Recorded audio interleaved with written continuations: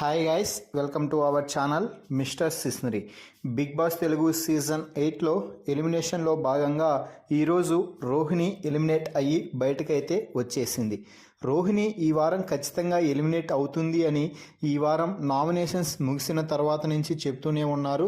అది అక్షరాల నిజం అయ్యి ఈ వారం ఎలిమినేషన్లో భాగంగా రోహిణి అయితే ఎలిమినేట్ అయ్యి బయటకు వచ్చేసింది అని చెప్పవచ్చు.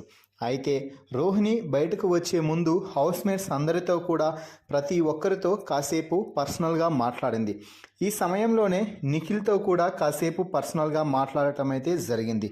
నిఖిల్, నువ్వు ఆటపరంగా చాలా బాగా ఆడుతున్నావు, అన్ని టాస్కుల్లో నువ్వు 100కి 100% ఇస్తున్నావు.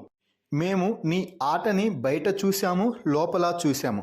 కాబట్టి నాకు అర్థమైంది ఏమిటి అంటే నువ్వు గేమ్స్లోనే సూపర్గా ఆడుతున్నావు, ఇతర విషయాల్లో మాత్రం కొంచెం ట్రిగ్గర్ అయ్యి ఎమోషనల్ అవుతూ అంతగా నిన్ను నువ్వు ప్రొజెక్ట్ చేసుకోలేకపోతున్నావు. దాని నుంచి నువ్వు ఖచ్చితంగా కమ్బ్యాక్ అవ్వాలి ఈ వారం రోజుల్లో.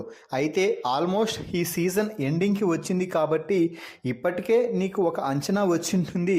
మేము ఇక ఇప్పుడు దాన్ని ఏమీ చేయలేము, మనందరం కూడా ఇక నిమిత్త మాత్రమే. ఎందుకంటే ఎవరైనా కూడా విన్నర్గా నిలవచ్చు.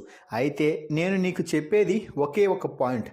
అది ఏమిటి అంటే గౌతమ్తో ఇక అనవసరంగా పెట్టుకోవద్దు, గౌతమ్ని తక్కువ అంచనా వేయవద్దు.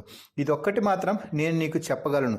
ఎందుకంటే గౌతమ్ని నేను చాలా దగ్గరగా అబ్జర్వ్ చేశాను కదా ఈ సీజన్లో.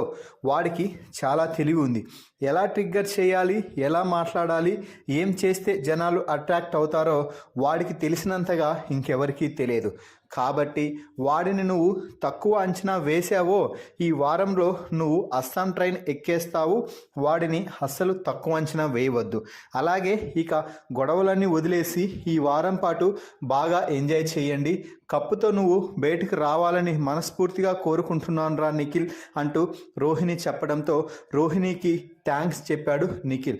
సరే రోహిణి, నువ్వు చెప్పిన విషయాలని పరిగణలోకి తీసుకొని ఈ వారం పాటు ప్రేక్షకులని మరింతగా ఎంటర్టైన్ చేసి టైటిల్తో బయటకు రావడానికి ఖచ్చితంగా ట్రై చేస్తాను, వస్తాను అంటూ నిఖిల్ అయితే చెప్పడం జరిగింది. మరి నువ్వు గౌతమ్తో పెట్టుకుంటే అస్సాం ట్రైన్ ఎక్కేస్తావురా నిఖిల్ అంటూ రోహిణి నిఖిల్తో చెప్పిన వ్యాఖ్యలపై మీ అభిప్రాయాన్ని కామెంట్స్ రూపంలో తెలపండి.